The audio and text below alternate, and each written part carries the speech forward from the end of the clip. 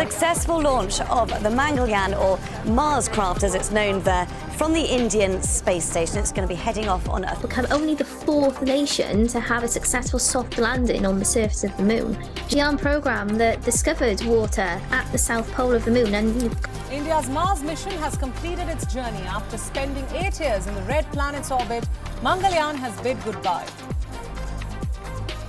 साल 1962 जब इंडिया में पहली बार निकोस बार यानी Indian national committee for space and research की स्थापना हुई थी डिपार्टमेंट ऑफ एटॉमिक एनर्जी के अंदर। और इस स्पेस एजेंसी को स्टैब्लिश कराने में सबसे बड़ा हाथ विक्रम साराभाई का है, इसलिए इन्हें father of Indian space programme भी कहा जाता है। और इस आइडिया को लेकर ये जवाहरलाल नेहरू के पास गए, जिसके बाद निकोस बार की स्थापना हुई। लेकिन उस टाइम पर लैक ऑफ फंड होने के कारण आप में से बहुत से लोगों ने ऐसी पिक्चरें देखी होंगी जिसमें साइकिल या फिर बैलगाड़ी पर रॉकेट को ले जाया जाता है। और यही कारण है कि आज इंडिया कम बजट में भी दुनिया में सबसे अच्छे रॉकेट बनाता है। 21 नवंबर 1963 में इंडिया ने पहला साउंडिंग रॉकेट नाइक अपाची को यूएसए की मदद से लॉन्च किया। और साल 1967 में इंडिया ने पहला खुद का साउंडिंग रॉकेट लॉन्च किया, वो बिना किसी के मदद के, जिसका नाम था रोहिणी 75। 15 अगस्त 1969 को इनकोस बार का नाम बदलकर इसरो कर दिया था, यानी इंडियन स्पेस रिसर्च ऑर्गेनाइजेशन। साल 1975 जब इंडिया ने अपना पहला सैटेलाइट लॉन्च किया, जिसका नाम था आर्यभट्ट, जो रशिया के रॉकेट की मदद से लॉन्च किया गया था। लेकिन इसरो ने खुद से सैटेलाइट के रॉकेट बनाने के बारे में सोचा। इसरो को 7 साल लगे सैटेलाइट के लिए रॉकेट बनाने में, और 18 जुलाई 1980 में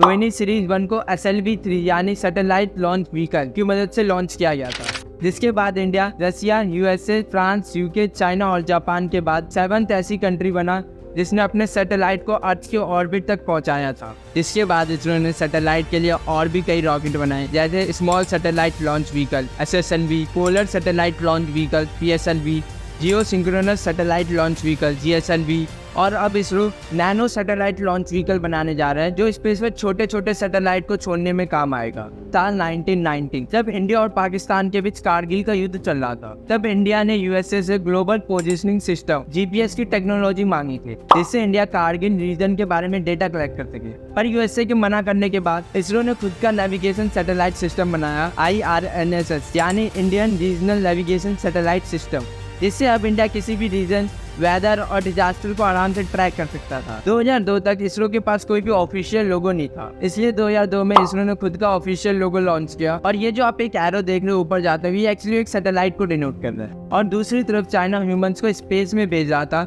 इसलिए अटल बिहारी वाजपेयी जी ने, जो उस टाइम पर इंडिया के प्राइम मिनिस्टर थे, उन्होंने इसरो के साइंटिस्ट को ऐसी टेक्नोलॉजी डेवलप करने को बोला जिससे चांद पर पहुंचा जा सके। जिसके बाद शुरुआत होती है चंद्रयान मिशन की।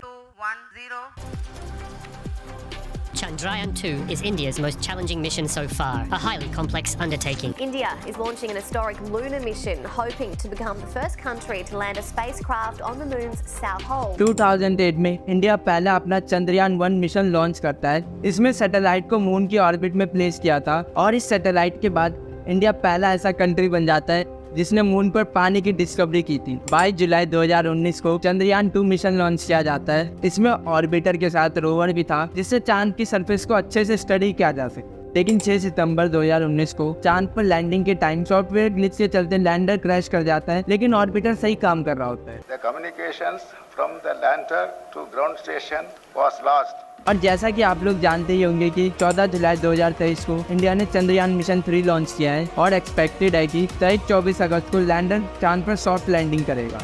जिसके बाद रशिया, यूएसए, चाइना के बाद इंडिया ऐसी 4th कंट्री बन जाएगा जिसने अपना लैंडर और रोवर चांद पर भेजा है। और आप में से बहुत से लोग ये बात जानकर हैरान हो जाओगे, इस मिशन का बजट 615 करोड़ था, जो हॉलीवुड मूवी मिशन इम्पॉसिबल से 3 गुना कम बजट में बनाया गया है। और कम बजट की बात की जाए और मार्स मिशन की बात ना हो, ऐसा हो नहीं सकता। और ये इंडिया का पहला इंटरप्लैनेटरी मिशन था, और इस मिशन के बाद इंडिया पहली ऐसी कंट्री बना जो पहली अटेम्प्ट में मार्स तक पहुंचा। और इस मिशन का बजट 454 करोड़ था। और इसरो के फ्यूचर प्रोजेक्ट की बात करें तो गगनयान मिशन, इसमें कुछ एस्ट्रोनॉट को स्पेस में भेजा जाएगा। मार्स ऑर्बिटर मिशन 2, इसमें इंडिया फिर से एक ऑर्बिटर को मार्स पर भेजेगा, मार्स की सरफेस को स्टडी करने के लिए। शुक्रयान 1 मिशन, इसमें इंडिया वीनस पर एक ऑर्बिटर भेजेगा, जिससे इंडिया वीनस के एटमॉस्फेयर के बारे में पता लगा। इसरो के और क्या क्या फ्यूचर प्लान और अचीवमेंट हैं, आप हमें कमेंट बॉक्स में बताइए। और हम सब होप करते हैं कि चंद्रयान 3 मिशन इंडिया के लिए एक सक्सेसफुल मिशन हो। हम मिलते हैं आपसे एक नई वीडियो के साथ।